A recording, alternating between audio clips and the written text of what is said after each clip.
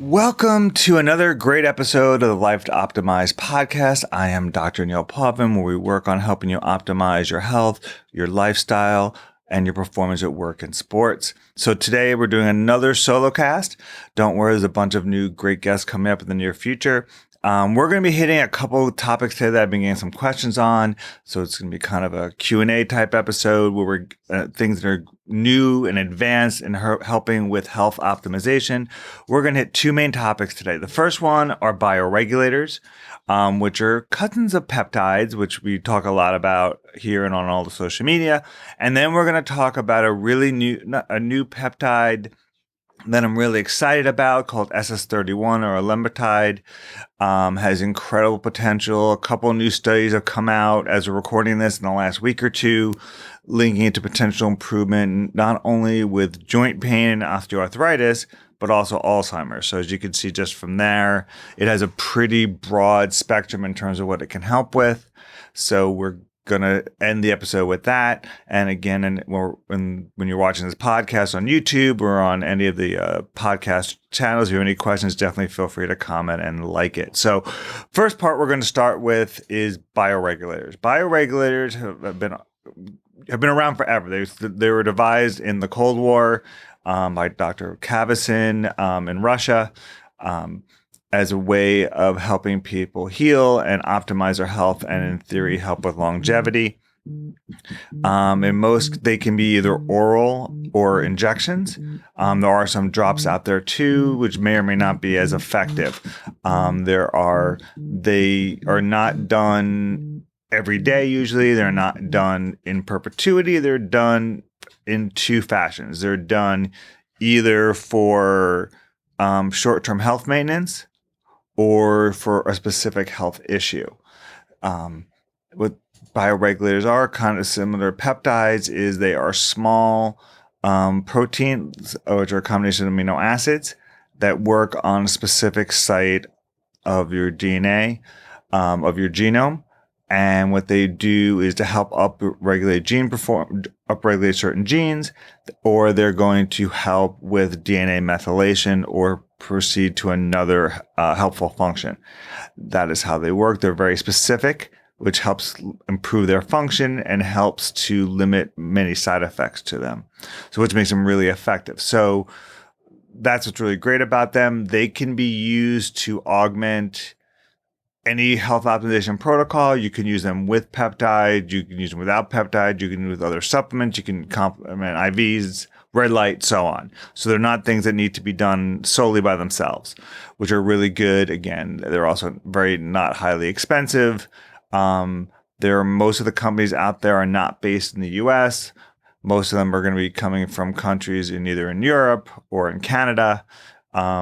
Just for a variety of reasons. So just be aware of that. I will put some companies that I do recommend that I have no affiliation with at the end of the podcast.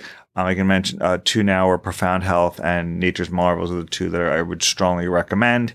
Having really good quality products, and they have the whole batch of them. Like I mentioned, there are 21 separate bioregulators that literally go from head to toe almost. There is the brain ones, which they may have, as you'll notice when you go on different websites, they have different names. Some of them will just call them different body parts, like brain peptide or thymus peptide or liver peptide, which sometimes is called Livogen. Some of them will have really kind of foreign sounding names. Like for the brain one, which is sometimes just called brain or central nervous system, it's called sirtuin. So they're all pretty synonymous, and they usually have all the different names on the site. So it makes it easier for you to understand how to use them. So like I said, all these different ones work differently, obviously. So we'll just kind of concentrate the ones that work for your liver. Like I mentioned, Livogen will work on specific enzyme DNA sequences to help heal the liver. So again, same. There's ones that work on the thymus, work on multiple different areas in the thymus, which helps with your immune system and inflammation system. That can be used to help either just maintain good immune health, or if you're dealing with an autoimmune condition or fatigue, that one is very helpful. So again, peptides are very A to B. How to use them is you're going to read different protocols, different places. Right now, more of the consensus protocol is if you're doing it for maintenance, you're doing it 2 pills once a day for 10 days. That could be done for up to 3 months. If you're doing it for a specific medical condition, if you're taking Livogen or the cartilage one for a specific illness or injury, some people will say to take them daily for the first month and then take them 10 times a month after that. You want to discuss that with your healthcare provider who's recommending them for you to see what they best recommend. I'm leaning more still towards the 10 pills, the 10 days a month is usually a much easier mechanism to do it. What's great about the bioregulators is, again, they do work together with each other.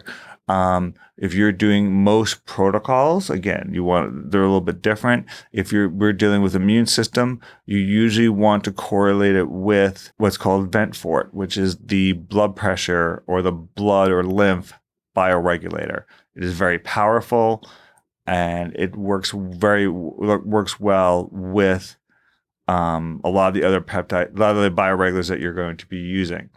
So you want to be aware of that. So to kind of summarize with bioregulators, they're usually, again, oral or injectable. They're going to be done for usually up to 3 months. They can be used in tandem with each other. So if you're going to do a brain or health optimization protocol, most people are going to do thymus bioregulator. You're going to do sirtuin, which is the brain one. You are going to do the pineal gland one, which is pinealon, which also helps to regulate sleep, as well as help with hormone production. And you're probably going to add in vent for it, which is the blood pressure and lymph one. That's already 4 bioregulators. This could be combined with apiteolon, which is kind of a overlapping one between a bioregulator and a peptide. It's more in the bioregulator family. But that is something now that we recommend doing. It used to be doing over 20 days. Now we just recommend trying to do it in a 10-day period, for the same reason we're trying to do the same.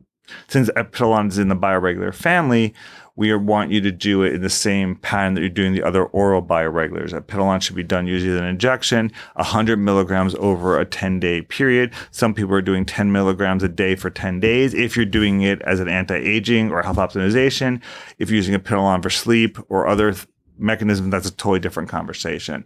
So that is kind of how they work.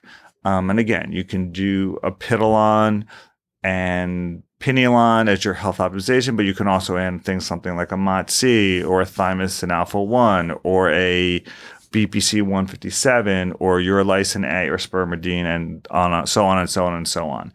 These bioregulators, you can expect pretty quick improvement. I've seen improvement within 3 to 5 days, sometimes a little bit longer. There's something that you definitely want to be aware of. It's something that you definitely should be using is both your anti-aging health optimization protocols, as well as if you have a specific issue, because they're great because they're very organ specific. I'm going to go through a couple other ones that are out there now that we tend to use a lot of.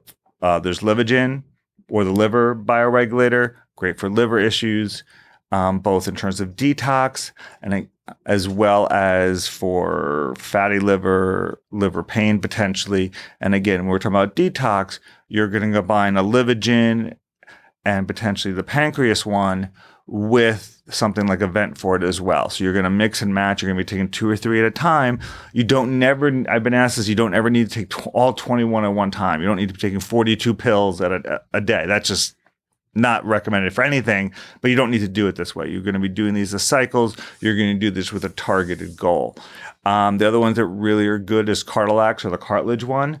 I've started using these more and more for my muscle and especially my joint pain patients. Again, we've actually combined that with the lymph and the vent for it as well. There's also a bone marrow stimulation one that, again, we use for a lot of our with sirtuin in a lot of our brain patients, either for patients who are trying to optimize brain health or to deal with a brain fog issue or unfortunately Alzheimer's or other cognitive issues. Other ones that exist that we do like is Ovogen, which is for the ovary. This is something I've used a couple times now for things like polycystic ovarian syndrome. I've been asked about things like fertility. Not something would be my first line. It's not been studied. I don't love introducing things like this without any studies. Some of these bioregulators are also combined with or derived from pig brain or from pig product. So you don't want to be aware of that. There was always concern that there's very unlikely because all these are being screened for any type of infection. Or if you're kosher, you cannot be obviously taking anything that's derived from pig. So something to be aware of. And then in terms of which of these bioregulators are injectable, a couple of them are available as an injection. Apidolon, as I mentioned before, most common one, helps with sleep, helps with regulating your immune system, may help lengthen your telomeres. So this is something, again, you're going to do an injection. You want to do it usually for about 10 days. Other ones that you're being aware of, Pineolon, again, works on your pineal gland. There are some injectable forms of Livogen. There's an injectable form of a cartilage one. These are much harder to find. If you are getting the injectable ones, you definitely want to discuss with your healthcare provider what the appropriate doses are, as the dosing will vary in terms of in terms of how much you're going to be taking, especially depends on what other things you're taking with it. But in summary, bioregulators you're hearing more and more about them. There's some more on the way in terms of development. They've been around now for 60 to 70 years. So there's something that's been there, been used, with more and more studies coming out in terms of usage and dosing. And again, you can have something that's orally, and most cases can be done orally with minimal side effects and not incredibly expensive. It's something that you definitely want to consider as part of your health and or health optimization routine. So if any questions about that part, definitely feel free to put a comment below. If you're watching on YouTube, or you can always reach out to us through any of the websites or social media if you have questions, if you're listening on the podcast app like Spotify or Apple. Second thing we're going to talk about pretty closely correlates is a new-ish peptide out there called SS-31 or Elampretide, Elamipretide. It was, or some people call it SS-31. The SS is derived from the two people who discovered it. It has become, it's a mitochondrial peptide that has become very heavily investigated recently because of the incredible amount of benefits that we're seeing, both on the fact in that it is a mitochondrial peptide that can be measured in some serious health conditions, and patients who are low in that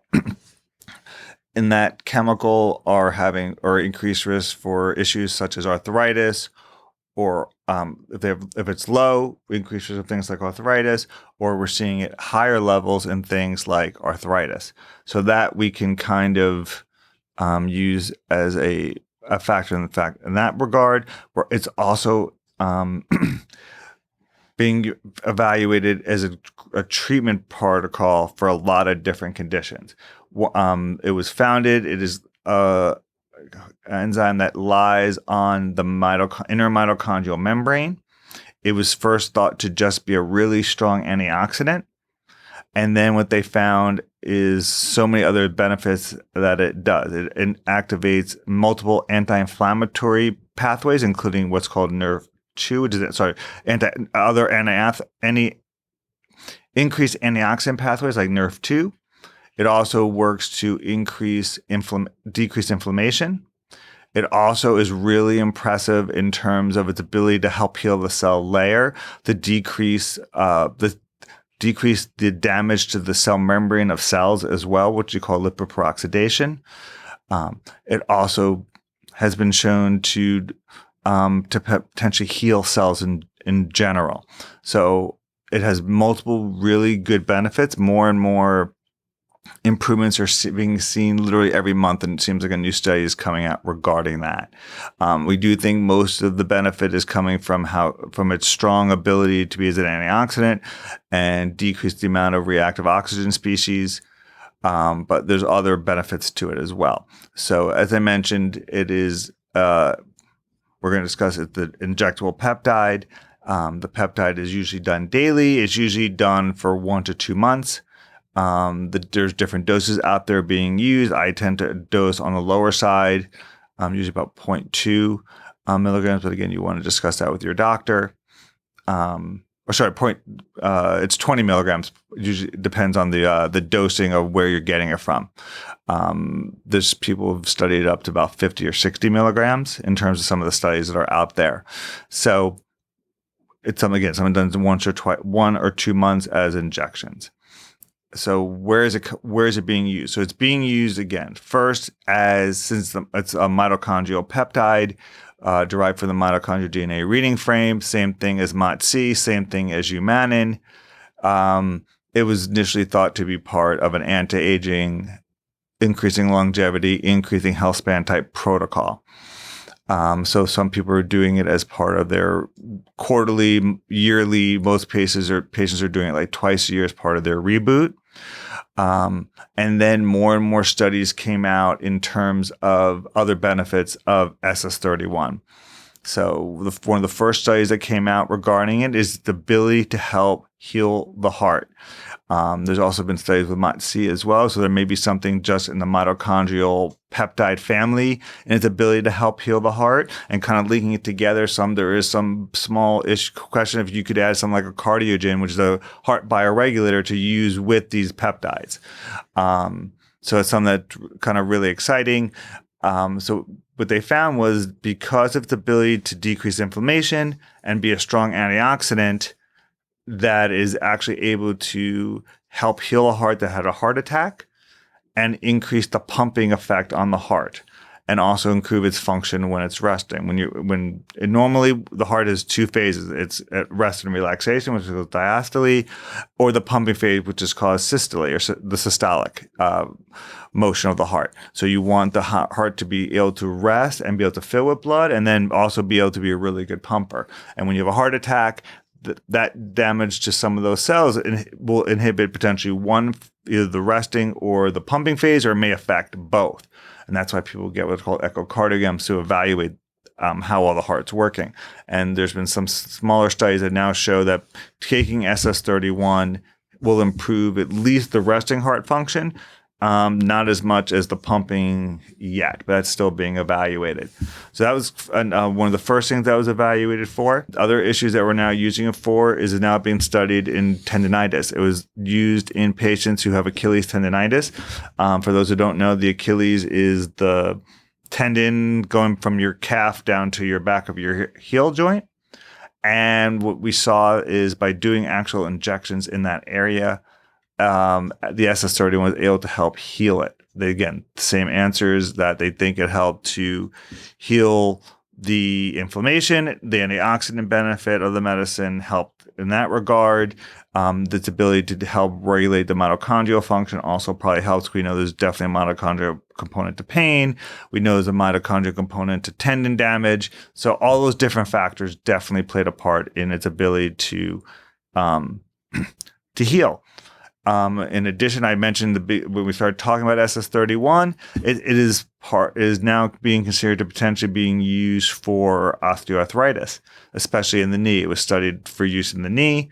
They found that there was an increased damage to the mitochondrial DNA, which is the DNA of your mitochondria. Also had increased amount of mutations, and that was associated to patients who had more damage to the mitochondrial DNA, had worsening pain from the arthritis. So what they found was there was increased damage to the MOTS regarding the SS-31. When this was added, their pain improved. These are preliminary studies. More studies need to be done, but SS-31 definitely has the potential in terms of joint pain. We know, as I mentioned, it already helps tendon pain. It may also be beneficial in terms of muscle pain. It's something that we're going to know more and more about as these studies come up down the line here really, really quickly, as this has become a very hot peptide to be evaluated because of the many, many benefits and how strong it seems to be in activating all these different pathways. So we talked about tendons, we talked about joint, we talked about heart. Now we're going to talk about the brain. So a recent study showed that because of A, it can cross the blood-brain barrier. B, it can, again, a very strong antioxidant and its anti-inflammatory ability, and may also help with autophagy and mitophagy. Autophagy is the recycling and bioavailability of the cell. Mitophagy is the body's ability to recycle the mitochondria. That it may help A, decrease the tau protein associated with Alzheimer's. Secondly, it may help just decrease because of the improvement in the oxidative stress, decrease the amount of reactive oxygen species, the ability to help to heal the cell membrane. It may be a key component of helping to treat Alzheimer's. So this is something that is something you're definitely going to hear about. And again, it's something that we could, based on which function we're looking to, if you want to combine SS-31 with sirtuin, which is the brain bioregulator, cerebrolysin, which is a brain peptide. Some people think because of a Russian derivation, maybe an overlap between cerebrolysin and the brain bioregulators. Not really important in terms of giving it a specific category. The fact that we know that cerebrolysis is also very powerful. So the point, just by doing these specific examples, we know that these can be very helpful for some issues that have no great medicine for, or these are more natural treatments as opposed to going on steroids for an Achilles tendonitis, which may actually cause more potential risk for rupture of the tendon in the future. We know there's risks of taking anti-inflammatories like Motrin, which can affect the kidneys, can affect the stomach, lead to ulcers, and lead to the tolerance of medication. So it's a great future in terms of that, and the fact that they also can play well together and is also very encouraging, as opposed to just having to kind of be done by itself. It's not, okay, here's your steroids and I'll see you in 2 weeks, or here's your oxycodone and I'll see you in 2 weeks. So that's something that definitely want to be cognizant of. SS-31 is available in the US. It is something that you're going to is only available through very few pharmacies at this point. Again, that's something you definitely want to discuss with your healthcare provider, who's somebody who should be pretty knowledgeable about how to use it, what the dosing is, what the goals are, how to maximize the use of it. Just because it is a strong antioxidant, you don't want to be using it in perpetuity. You don't want to be using it with other strong antioxidants, anything like NAC, glutathione, any type of Nerf2 products like Brocomax or anything like that. You don't want to be using it in perpetuity. Also, if you are training for a high-end athletic competition, that is not the time to use it, because we know that strong antioxidants can decrease athletic performance. There's no specific study showing that with SS-31 yet, but things may come up. So we'll have to see when to use it. It's often may be used in more of a rest time if you're using it for some type of injury, as opposed to being used as for an active performance. I would definitely recommend using something like, depending which one you're using for, either using like a Urolysine A or a MOT-C, something that doesn't have that strong antioxidant capability. So what's really cool is there's, again, a lot of new things coming out in terms of general health, something new to help heal illnesses that have really not great treatments for. The treatments have a lot of side effects associated with them. Something that you definitely want to be aware of. The SS-31 is definitely a lot more expensive than the bioregulators. Again, the SS-31 is much harder to get, especially depending on what state you're in. As certain states really will not have access to it because of a lot of the laws that are out there in terms of the the pharmaceutical laws that are out there, especially California is one to really highlight in that regard. That's a story for another day. So if there's certain things that you want to hear about and certain things that are new advances that are out there, definitely message me through Instagram at Dr. Paulvin or comment through the YouTube channel, or you can send us an email at drpaulvin@drpaulvin.com. Doctor is spelled out, DOCTOR, Paulvin.com. If you like this podcast, please share with your friends and post on social media. Subscribe to the YouTube channel, Dr. Paulvin, and stay tuned for more episodes of Life Optimized, where we help you optimize your life, health, sports, and profession. See you soon. Bye.